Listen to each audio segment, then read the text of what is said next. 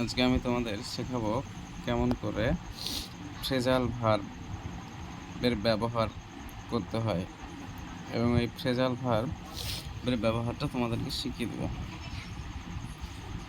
দেখো, phrasal verb কিন্তু মাধ্যমিকে আসে, ক্লাস 9-এও আসে। মাধ্যমিকে প্রায় 3 মার্ক থাকে গ্রামারে ফ্রেজাল ভার্ব, এবং সেখানে নিচে বক্স করে ফ্রেজাল ভার্বগুলো দেওয়া থাকে, আর উপরের যে মেন ভার্ব সেই মেন ভার্বগুলো চেঞ্জ করে ফ্রেজাল ভার্বগুলো বসাতে হয়। তো আমি এখানে 2টো বা 3টে বা 4-5টা যে উদাহরণগুলো আছে সেই উদাহরণগুলো দিয়ে তোমাদেরকে বুঝিয়ে দিচ্ছি। দেখো, এখানে আছে দে ডিসকাসড দ্য ম্যাটার। এই দে ডিসকাসড এটা হচ্ছে মেন ভার্ব। তো তাহলে আমরা যদি এটা দেখো, প্রথমে আমাদেরকে ফ্রেজাল ভার্ব করার সময় মাথায় রাখতে হবে যে সেন্টেন্সটা দিবে, প্রশ্নে দেওয়া থাকবে সেই সেন্টেন্সটা কোন টেন্সে আছে। তাহলে এখানে প্রথমে আমরা দেখি যে দে ডিসকাসড দ্য ম্যাটার। দেখো, এখানে সাবজেক্ট আছে, তারপরে ভার্ব আছে, এবং ভার্বের সেটা মধ্যের লাইন ডিসকাস থেকে ডিসকাসড হয়েছে।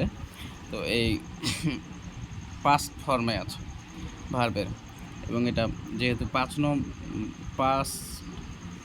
পাস্ট ইনডিফিনাইট টেন্সে আছে, তো তাই এখানে তোমাদের এই যে এটা বসাবো, এই ডিসকাসড এটাকে তুলে দেব।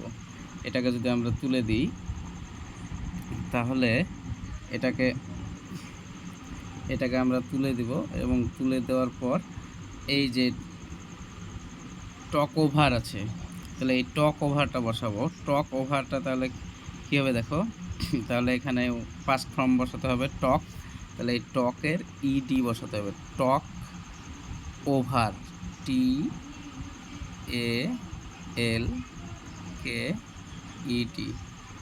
টক ওভার, OVER। ব্যাস, শুধু ডিসকাসটা তুলে দিয়ে ওভার বসাবে, তাহলে তোমাদের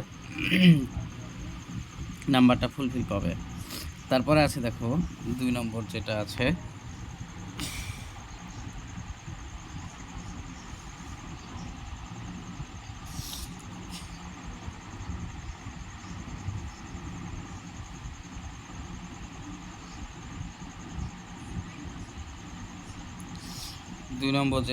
সেটা হচ্ছে দ্য মিটিং ওয়াজ পসপোন্ড।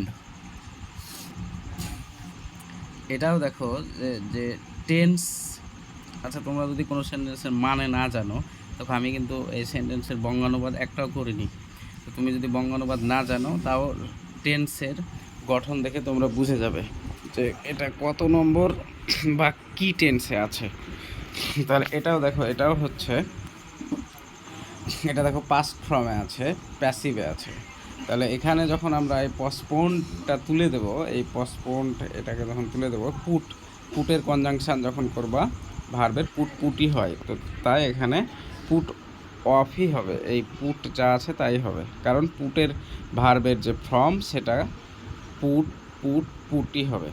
তারপরে আছে দেখো দ্য 2 বয়েজ কোয়ারেলড ওভার। এই যে কোয়ারেলড এটাও দেখো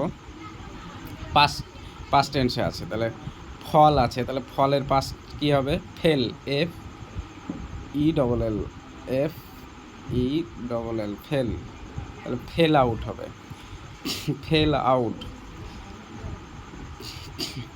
তারপরে দেখো হি উইল সুন ওভারকাম। এই ওভারকাম এটা দেখো ফিউচার ইনডিফিনাইট টেন্সে আছে। তাহলে এই যে ফিউচার ইনডিফিনাইট ওভারকাম, দেখো subject plus auxiliary plus verb, তাহলে ওভারকাম। তাহলে গেট আছে, যা আছে তাই হবে, গেট প্রথমে ভার্বের যে প্রথম প্রেজেন্ট রূপ সেটা গেটই হবে, গেটই হবে। তারপরে আছে যে গেট ওভার। তারপরে যেটা আছে you should not hate.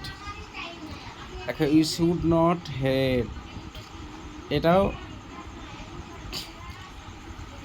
Modal auxiliary দেওয়া আছে এটা।